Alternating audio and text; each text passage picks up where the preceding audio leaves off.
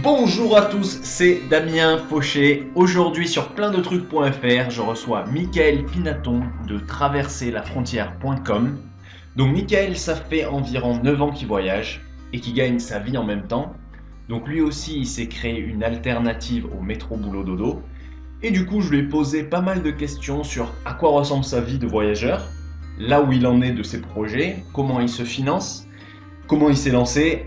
Plein de trucs qui peuvent vous intéresser et vous aider à vous créer aussi une alternative au métro boulot dodo. Voilà notre conversation. Donc ça va toi, tu es rentré en France?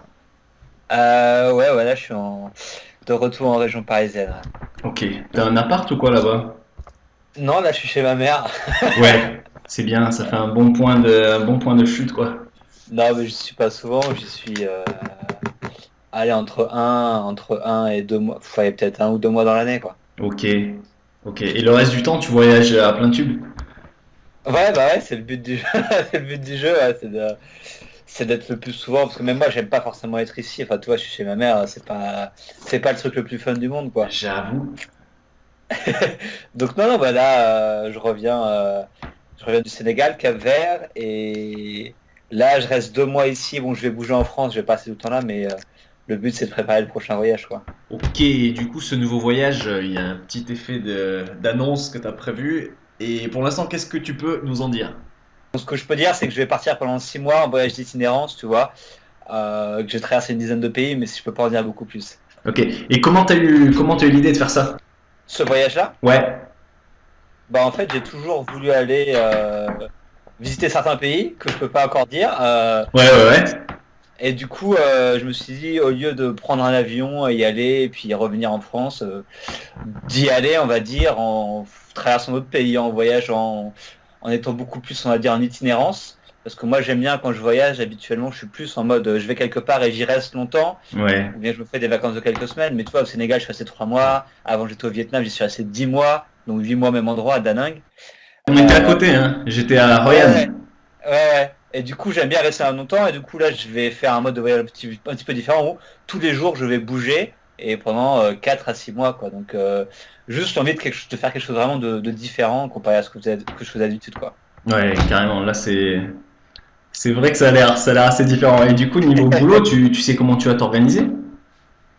Bah là, j'ai 2 mois avant le départ, parce que je compte partir en juin. Donc, du coup, le but, c'est que je bosse un maximum durant ces 2 mois Ouais.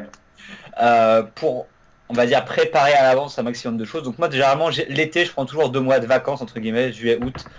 Je fais toujours une pause où je publie pas d'articles, je fais pas de podcast, je fais du travail de fond ou je fais autre chose. Du coup, les gens sont habitués.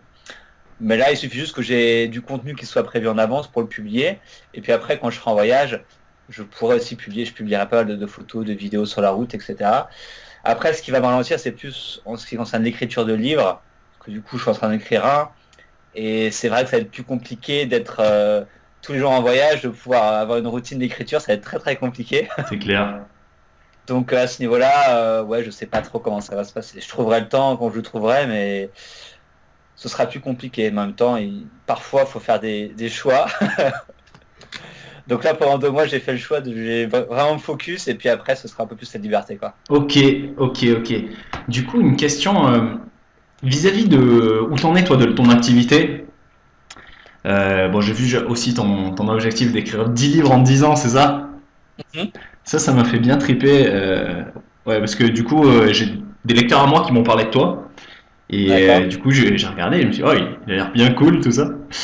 Et donc, pour l'instant, toi, ton financement vis-à-vis de ce que tu fais, parce que c'est vrai que les gens qui nous suivent, ils voient le résultat et ils savent pas forcément comment on se finance, etc. Donc, je sais que tu avais fait une vidéo où t'en parlais, mais tu pourrais expliquer en quelques mots?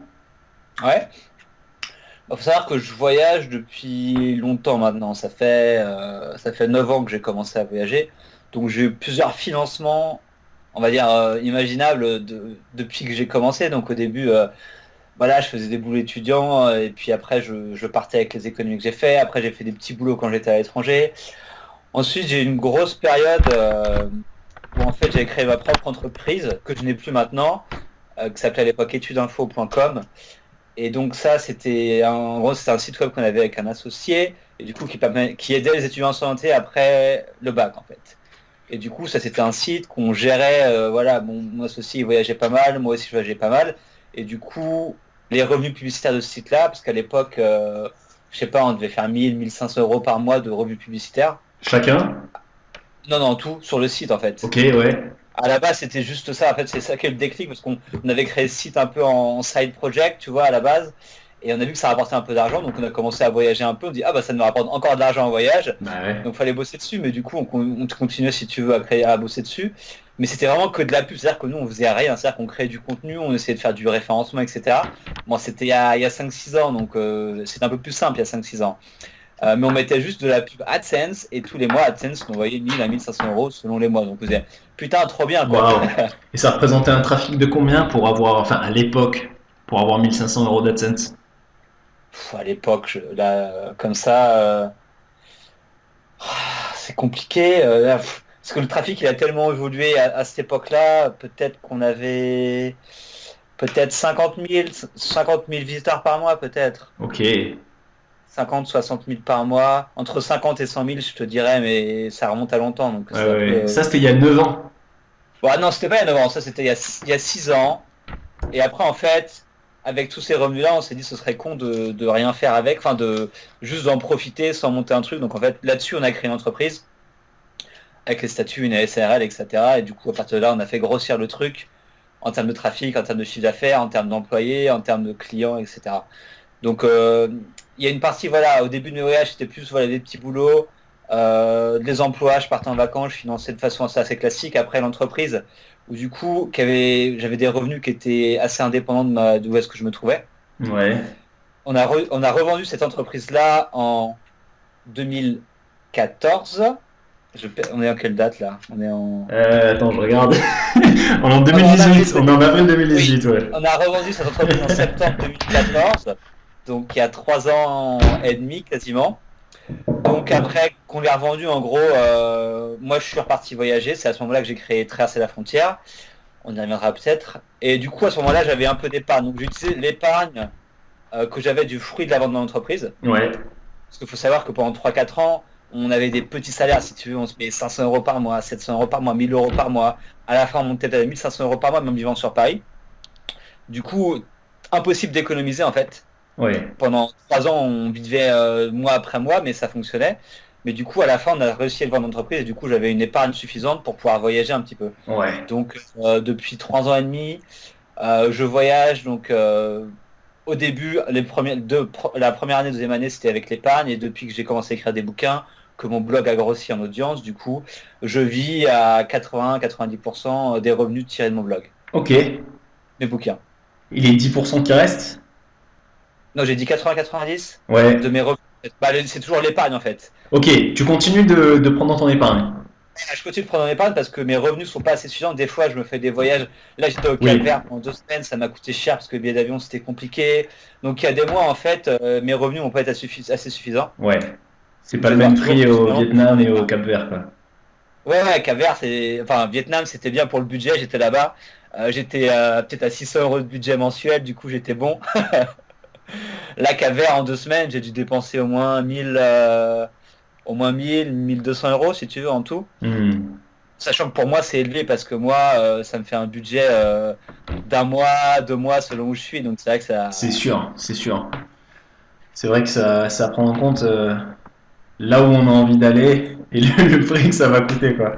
Ouais, et encore, on a dormi en tente, on faisait notre propre nourriture, donc on faisait ça un peu à l'arrache. Ouais. Mais même en faisant ça, du coup, il y a quand même un coût à faire tout ça. Mais donc actuellement, voilà, je vais te dire à peu près 80% pour être clair, à peu près 80% de ce que je dépense, c'est grâce aux revenus des livres. Donc, je les ai là en plus. Ouais, ouais, ouais. Que je vends, plus la publicité sur mon blog ou l'affiliation. Donc du coup, voilà, il y a 2-3 sources de revenus comme ça. Moi, je dirais plutôt il y a 2 sources de revenus, c'est l'affiliation et les ventes de livres. Ok. C'est à peu près 80% de mes dépenses, quoi. Ok. L'affiliation, c'est sur des programmes de. C'est sur quoi en général? Des livres, des. Moi, c'est principalement de l'affiliation en assurance, après de l'affiliation Amazon sur tout et n'importe quoi. Ouais. Et après, je tente, là, il y a de l'affiliation sur les voyages et sur les vols, sur les hôtels, etc. Ok. Moi, j'ai pas trop ça, mais j'essaie de mettre ça en place, voir si ça peut tirer un revenu encore en plus. Ouais, ouais. Mais c'est ce qui se passe beaucoup sur les blogs voyages. Il y a beaucoup de gens qui vivent de l'affiliation parce qu'ils ont des blogs on va dire, qui se portent bien ça, notamment sur les recherches de vol, recherches d'hôtel, recherches d'assurance, et des trucs qui marchent bien sur la thématique voyage. Ok. Ok, ok. Et du coup, toi, tu dirais que donc ton blog, hein, le blog de Mickaël, c'est Traverser la frontière. Tu dirais que c'est quoi ton élément différenciateur? C'est quoi qui te différencie des autres blogs dans la thématique? Euh, Il y a plusieurs choses. Je sais pas s'il y a un truc en fait. C'est une question un peu que moi-même que je suis en train de réfléchir. Je pense que mon truc différenciant, c'est que je vais vraiment aller en profondeur des choses et je vais montrer vraiment ce que c'est de voyager sur le long terme ou de s'expatrier vivre à l'étranger. Parce que beaucoup de blogs voyage, je veux dire même la majorité, se contentent entre guillemets, ils le font très bien, mais de montrer les destinations Ok. et de dire ce qu'il y a à faire, ce qu'il y a à voir, comment on y va, combien ça coûte, etc. En mettant des belles photos, des belles vidéos, des beaux textes. Ça, je le fais un petit peu, mais je me concentre vraiment plus sur les questions, bon, sur mon expérience à moi de vie à l'étranger. C'est-à-dire que voilà, je vais vivre au Vietnam pendant 10 mois, bah, je vais te dire à quoi ça ressemble de vivre au Vietnam vraiment en profondeur. Les bons côtés comme les mauvais côtés, comme je suis allé au Canada, comme je suis allé aux Philippines. Voilà, je fais vraiment des articles assez. Enfin, voilà, je sais plus les Philippines, je crois que j'ai fait un article de 8000 mots qui t'explique Pas mes 6 mois aux mal. Philippines, si tu veux. Et du coup, les gens, ils kiffent parce qu'ils se rendent compte que il y a pas que le côté tout rose. Donc voilà, j'essaie vraiment d'aller en profondeur sur les choses. Et je raconte pas que mon parcours, parce que j'ai un podcast, en fait, sur mon blog, euh, qui est que, il y a sur de thématiques du voyage, tu dois avoir 5-6 podcasts en tout, sur des centaines et des centaines de blogs voyage. Un des premiers, en fait, à aller interviewer vraiment des personnes qui sont expatriées, qui sont digital nomades, qui voyagent durant des années, etc., qui ont créé des entreprises à l'étranger. Du coup, voilà, j'ai plus de 80 interviews sur le site, sur le podcast pour l'instant. Et c'est vraiment un truc que j'apprécie parce qu'en gros, j'ai vraiment à la rencontre d'autres personnes qui vivent des choses vraiment différentes de moi, mais toujours dans une thématique on va dire, liée au voyage et à l'expatriation, à la vie à l'étranger. Et du coup, ça permet à mon audience de se retrouver, en fait, parce que le souci, c'est que moi, je peux raconter mon histoire autant de fois que je le veux, mais si chez une femme qui a 50 ans, elle va pas forcément se retrouver dans mon histoire à moi, si tu Ouais. veux. Alors que si j'interviewe une dame voilà, française qui a 50 ans, qui s'est expatriée pour telle raison, et qui la raconte, elle va pouvoir s'identifier. Donc en interviewant un maximum de gens, dans un maximum, on va dire, d'environnements différents, de pays différents, de circonstances différentes, je vais pouvoir toucher beaucoup plus de gens, et je vais pouvoir créer une sorte de... euh, on va dire d'état d'esprit si tu veux que j'essaie d'insuffler avec mon blog qui est vraiment moi je vois le voyage comme un mode de vie si tu veux, je le vois pas comme voyage vacances, bon ça existe et c'est bien de partir quelques semaines et des fois j'étais au Cap-Vert, je suis parti 2 semaines, si j'ai déconnecté c'est super cool, mais le voyage je le vois quelque chose comme ça sur du long terme si tu veux, et c'est ce que j'essaie d'insuffler avec Traverser la frontière, c'est comment on peut utiliser le voyage vraiment en faisant que ça fasse partie intégrante de sa vie et qu'on peut utiliser aussi après comme outil de développement personnel parce que je pense que c'est ça aussi le voyage, ça permet de développer des trucs que jamais tu aurais pu faire on va dire en restant en France et du coup c'est tout ça que j'essaie de faire avec le blog qui se différencie pas mal du reste.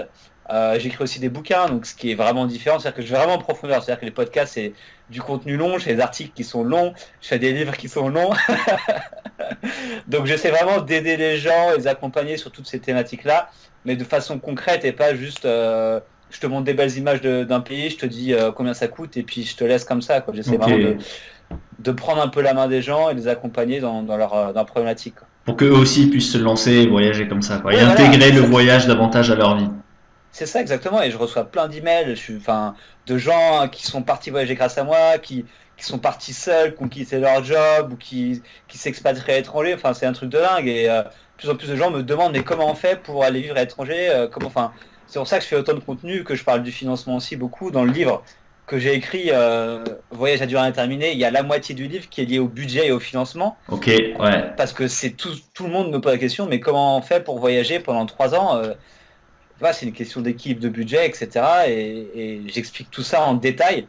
Et on peut voir sur Amazon, les gens, ils adorent le livre parce que je crois que j'ai 50 reviews du livre et c'est à 90% c'est du 5 étoiles si tu veux, parce que les gens ils se rendent Excellent. compte que je leur ouvre l'esprit sur plein de trucs auxquels ils n'avaient pas pensé, sur le fait de pouvoir voyager, vivre à l'étranger. Et voilà, je pense que c'est une plus-value que je vous propose par rapport à d'autres qui le font pas forcément, quoi. Ok, excellent. Une autre thématique que tu abordes, c'est le voyage en solo. C'est-à-dire que toi, tu voyages quand même pas mal en solo.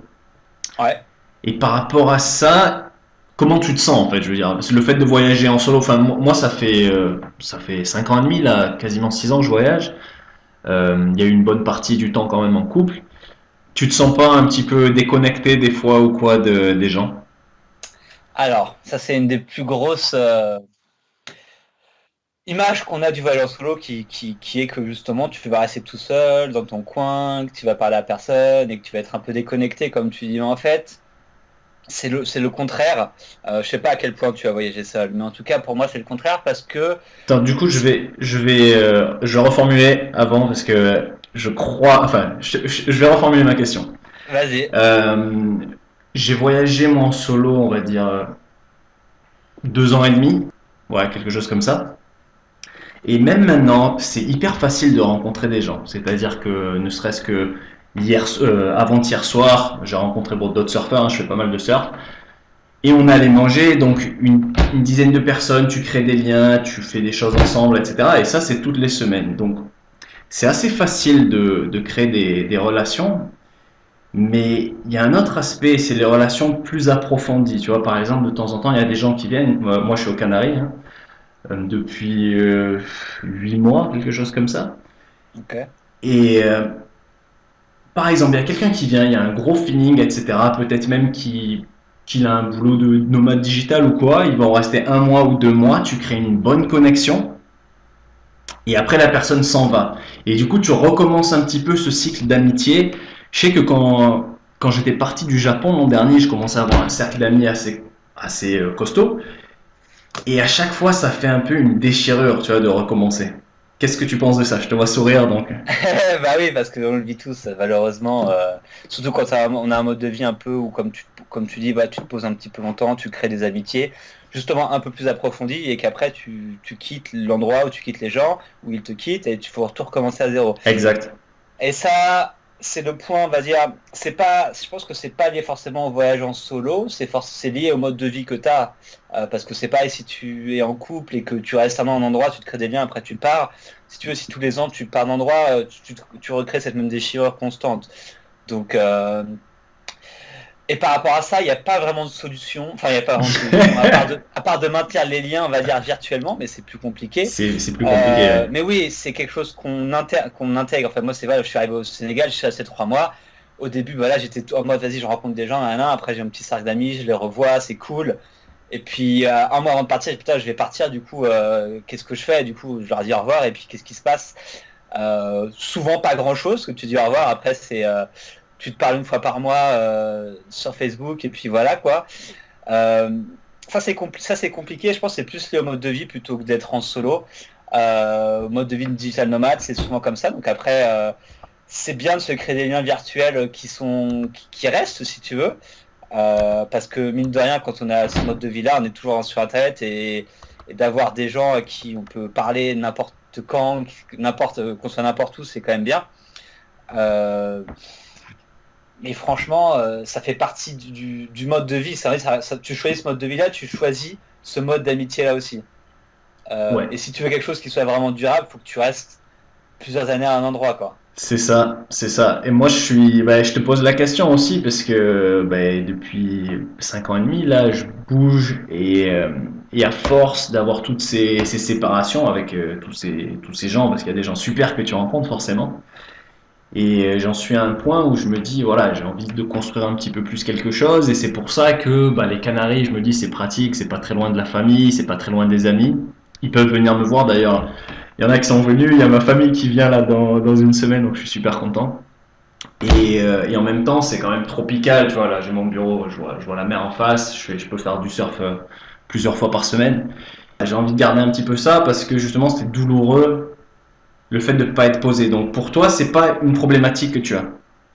C'est une problématique que j'ai. Avant, je ne l'avais pas, mais plus t'avances en âge et en expérience, plus tu l'as, cette problématique. Ouais, Parce que tu as besoin, tu sens en tant qu'être humain, c'est dans nos gènes, pour la majorité des gens, il faut qu'on soit basé quelque part, et il faut qu'on ait des relations, on va dire, profondes avec les gens, un environnement, une communauté, etc. Je pense que c'est ancré dans l'être humain, donc c'est normal. Après, à mon avis, le bon mix à avoir, et je l'ai pas encore trouvé, mais c'est beaucoup de digital nomades qui font ça, c'est d'avoir une base où tu restes la majorité du temps, et ensuite tu vas faire tes voyages 1 mois, 2 mois, 3 mois dans l'année, où tu pars explorer, tu vas faire d'autres choses. 4 mois, 5 mois, 6 Mais mois.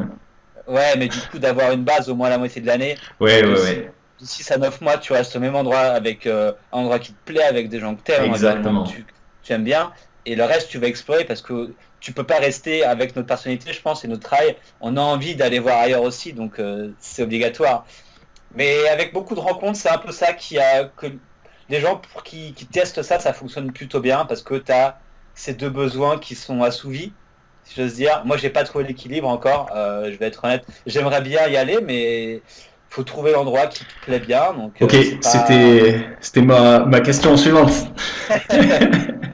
Ouais, et je suis complètement d'accord avec toi. Je suis vraiment, et j'en suis arrivé à peu près aux mêmes conclusions. Donc peut-être avoir une base fixe ici, tu vois. Genre typiquement aussi au niveau de la propriété. Moi, je sais que mon blog, il a été pas mal connu quand j'ai commencé aussi pour le minimalisme. J'avais 57 objets et je voyageais avec mon petit sac à dos. Et du coup, j'avais tout vendu. Et voilà, et maintenant je commence à avoir le besoin peut-être d'avoir ma propre planche de surf plutôt que d'en louer une. Rien que des trucs, mon presse orange, tu vois, je suis trop content d'avoir un presse orange. Ce genre de Ouais, choses-là qui sont hyper simples, quand tu voyages et que tous les 3 mois, un coup t'es au Japon, un coup t'es au Canada, un coup t'es au Chili, tu peux pas avoir ce genre de choses-là. Et c'est vrai que je trouve ça vraiment important aussi, et surtout les gens en fait, parce que là je te parle des trucs matériels, mais c'est avoir tes amis, ceux avec qui tu vas aller au resto, ceux avec qui tu vas faire tes activités. Donc, avoir un endroit et avoir la possibilité de voyager aussi, puisque nos travails nous le permettent. Et donc, toi, quel serait, pour l'instant, l'endroit où tu te verrais bien rester? Ou les deux, voilà. trois endroits? Euh, Après, le souci, tu as aussi tous les problèmes des visas, etc. Donc ça, c'est plus compliqué. Ouais, Mais en Europe, j'ai beaucoup aimé l'Andalousie. ouais. Andalousie, donc j'ai passé pas mal de temps à Grenade. Et en Andalousie, j'ai beaucoup aimé cet endroit-là. Bon, le climat est généralement assez favorable, les gens sont cool, c'est pas trop cher, ça reste 2 heures de vol de partout, enfin c'est super simple. J'ai beaucoup aimé la Roumanie, donc en mode un petit peu différent, mais encore moins cher. Des gens vraiment cool, être en Europe de l'Est, donc c'est un environnement encore différent, mais j'ai bien aimé la tranquillité qui se dégageait, tu vois. Ok. Pas trop de touristes, très authentique, etc.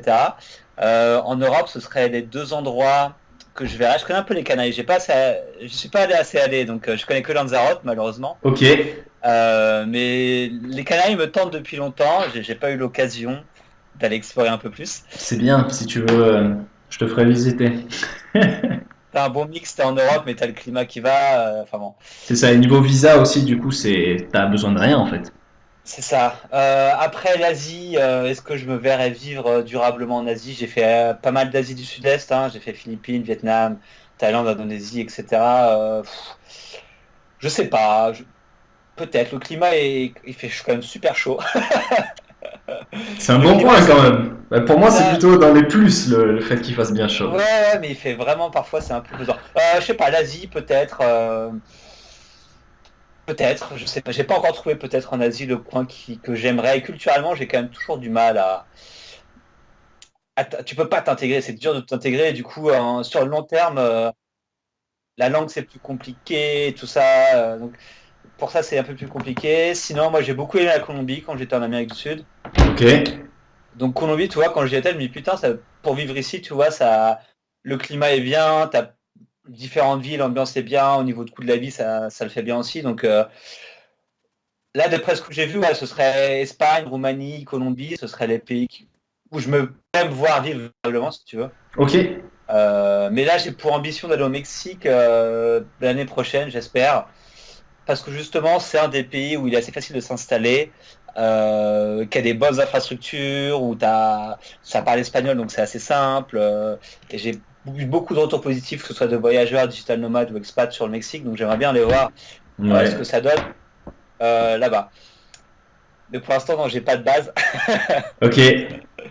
Donc c'est toujours un peu compliqué. Mais bon, je le vis avec et je m'en plains pas parce que c'est un choix que j'ai fait. Bah Donc, carrément, si c'est ce que tu veux pour le moment, ce serait même un point en fait que tu t'attaches quelque part quoi. Si t'as encore envie de découvrir.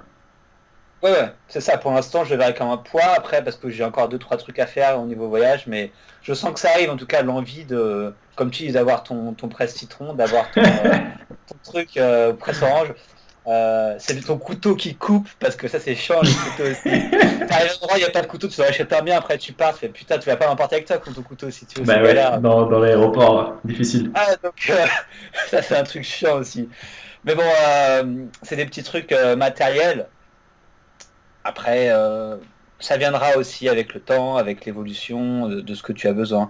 Et tu vois, après, quand tu vas se rendre à un endroit, tu as aussi l'envie d'aller voir ailleurs, donc c'est toujours assez compliqué, quoi. Ok, carrément, oui. Mais après, une fois que tu as ta base, de toute façon, tu peux toujours aller voir ailleurs en sachant qu'il y a ta maison quelque part avec ton presse orange et tout qui t'attendent, quoi. C'est bien, mais du coup, tu as plus cette liberté-là, tu as toujours, tu Ouais, as le poids qui est là, et que tu te traînes limite, parce que si tu pars et que tu as envie de rester un an là où ouais, tu viens d'arriver, tu dis putain, j'ai mon appart, j'ai mes machins, qu'est-ce que j'en fais? c'est carrément vrai, c'est carrément vrai. Ouais. C'est Du ça. coup, Ouais. vas-y, vas-y, Vas-y, vas-y. vas-y. Non, mais on est tiraillé entre le minimaliste et le confort, et qu'est-ce qu'on fait, et... Bon, je pense qu'il faut tester un peu tout. Ouais. Après, Voir. c'est des problèmes c'est des bons problèmes, j'ai envie de dire. Quand on est à Ouais, un ouais. point où tu as le choix de faire ça, c'est un bon problème, mais c'est un vrai problème puisque parce que souvent on voit les côtés positifs, tu sais, quand avant de faire ça, quand moi quand j'étais employé, donc il y a 6-7 ans, tu vois, je me disais ça doit être génial de pouvoir être libre, de bosser quand tu veux, de pouvoir bouger où tu veux, et tu vois pas tous ces aspects-là qui sont compliqués, même ne serait-ce que certains visas ou certains quand t'es bloqué dans certains pays ou quoi. Enfin, c'est des choses qu'on voit pas, donc c'est vrai que c'est important Ouais. pour ceux qui nous suivent de d'abord y aller avec cette forte volonté de découvrir le monde, tout ça, mais aussi de garder en tête que il y a un autre côté, il y a le côté être ancré, être avec des gens qui est important, et voilà, ça prend en considération quand on veut voyager aussi. Ouais. Non, mais de toute façon, faut essayer, je dis aux gens, essayez, vous allez voir, allez vivre un an dans un pays. Maintenant, tu as plein de possibilités de le faire. Allez voyager, allez vous installer, essayez digital nomade, enfin, je sais pas, essayez des trucs et vous verrez bien. Il y a des trucs que vous allez voir, il y a un moment, des trucs que vous allez aimer plus, d'autres que vous allez aimer moins, et ça va s'équilibrer. Vous allez trouver un peu votre, ce qui vous rend heureux, en fait. Moi, si je fais ça, c'est parce que ce style de vie, je l'aime beaucoup, et donc, je sais que si pour l'instant, je serais à un seul endroit tout le temps, ça me briderait pour l'instant. Ça viendra, je pense, de changer ça, mais pour l'instant, ça me briderait. Mais il faut essayer, parce qu'aussi, on a tous des personnalités différentes, Carrément. des activités différentes. Enfin voilà, après, si tu es expatrié, que tu as un boulot, tu vois, à l'étranger, ou que tu as créé une entreprise à l'étranger, tu as aussi un ancrage différent. Donc, il y a plein de chemins différents, quoi. C'est quoi pour toi l'obstacle ou le challenge le plus compliqué pour se lancer? Quelqu'un qui, ok, par exemple, disons, je peux visualiser des amis à moi, ils ont leur CDI et ils aimeraient bien voyager plus, donc ils essayent de voyager quand ils prennent leurs vacances, mais c'est quoi pour toi le challenge numéro un de passer de une vie, on va dire, plus classique d'employé où tu voyages un mois par an, on va dire, à passer le cap de voyager sur du long terme? Bon, alors, si on occulte l'argent, bon, alors, l'argent, c'est le truc numéro un, mais je pense qu'il y a un truc qui est encore plus important. L'argent, on pourrait y revenir, c'est tout le monde se pose des questions sur l'argent, etc. J'ai écrit le bouquin qui y répond plus ou moins, mais je pense que la barrière la plus importante, outre l'argent, parce que l'argent, cette barrière, on peut la surmonter, surtout quand on est français, qu'on peut avoir des revenus français, etc.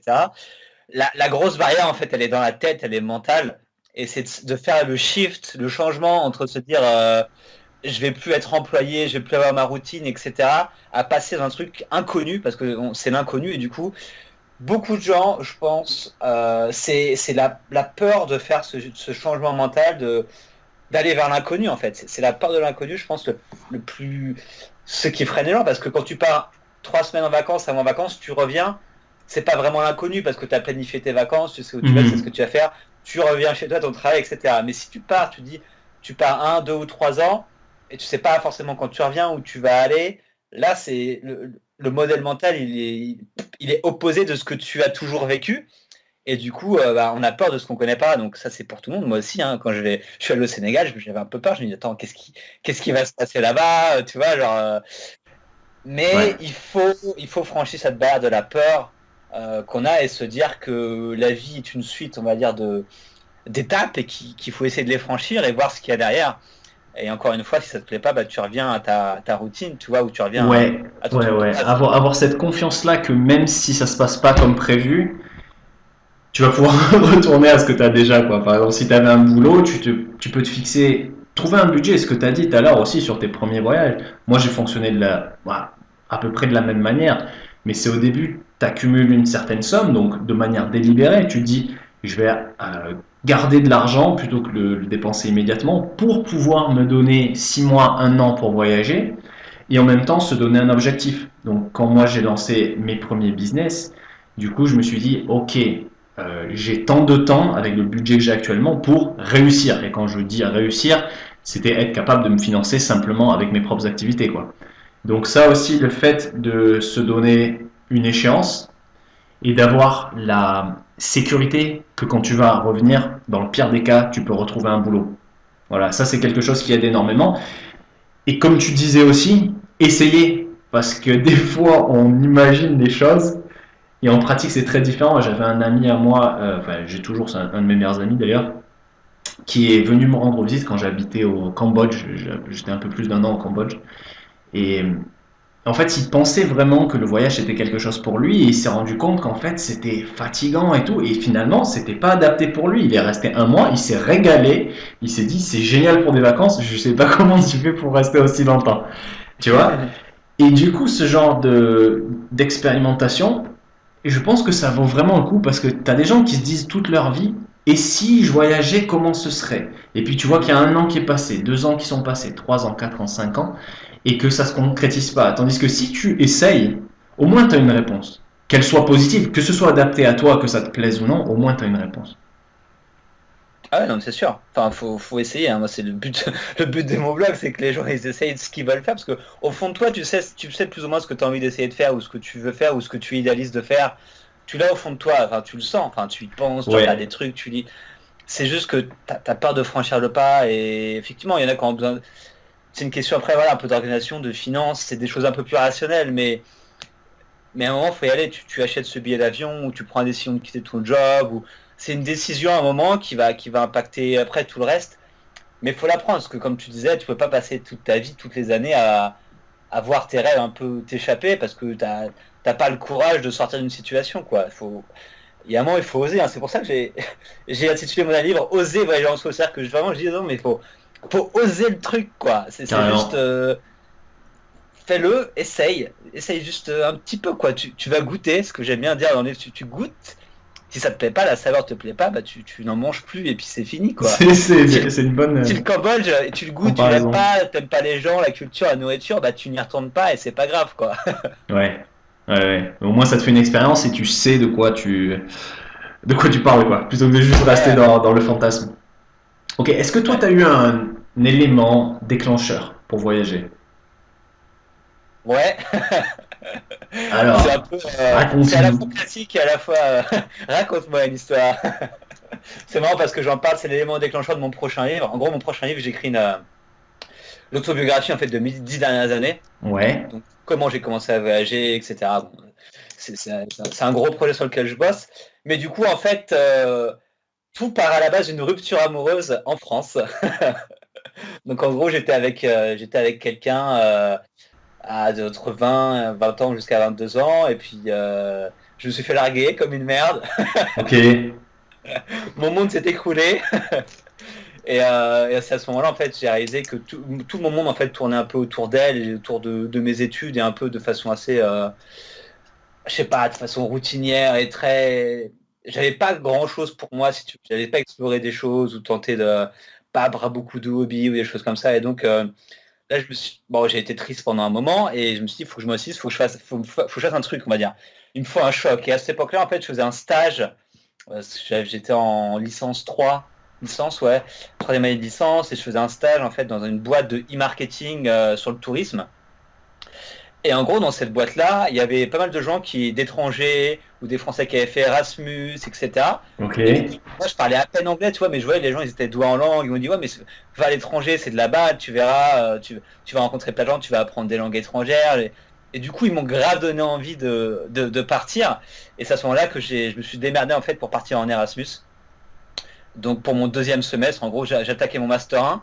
Et du coup, logiquement, quand tu arrives en septembre, tu fais ton année. En fait, tu peux plus postuler à un Erasmus pour en faire un, parce que c'est un peu tard. Mais je me suis démerdé. J'ai passé mon mois de septembre en toutes les administrations, les profs, les machins, pour avoir justement mon Erasmus au second semestre. Et que je suis parti du coup en Erasmus à Bratislava en Slovaquie, Ok. en Europe centrale, Europe de l'Est. Mais ça, à la base, ce déclic, je l'ai eu parce que j'ai ces ruptures amoureuses et du coup, j'avais plus rien devant moi en fait. À part mes études, tu vois, qui me tenaient un peu, et encore, j'étais pas ouf content d'aller retourner aux études, quoi, enfin d'aller en classe et tout. Et j'avais plus rien qui me retenait, il me fallait un challenge, il me fallait un truc, Ouais. les bonnes personnes au bon moment. Et voilà, je suis parti en Erasmus et en fait, ça a été le début de 9 ans. En fait, je suis parti en Erasmus il y a 9 ans quasiment. Et depuis, ma vie a complètement changé. Je me suis ouvert sur des trucs de dingue. J'ai commencé à voyager, rencontrer des gens, à parler anglais. Et c'est un peu grâce à cette rupture du coup que je passe en Erasmus et que depuis, en fait, ma vie, elle a complètement changé et que j'en suis aujourd'hui à voyager un peu partout, d'écrire des bouquins sur le voyage, avoir un blog et pouvoir vivre un petit peu d'où je veux, quoi. C'est top, c'est vraiment top, quoi. C'est vrai que ces événements, quand ils nous arrivent, ben, on a l'impression que le monde s'écroule, tout ça. Pareil, moi, il y a eu un événement déclencheur. Moi, c'était un ami, en deux mots, enfin, je sais pas si tu connais l'histoire, mais c'était un ami de mon boulot qui a fait une rupture d'anévrisme. Du coup, bon, ça a été un gros choc. Et puis voilà, tu réalises que la vie, elle est courte et qu'elle est imprévisible. Et du coup, bah, tu peux en tirer quelque chose, tu peux tirer une force de ça et honorer les personnes ou honorer ta propre vie. Et c'est vrai que dans les moments où ça va pas, ça peut être Ouais. aussi l'occasion justement de rebondir et de changer complètement d'axe.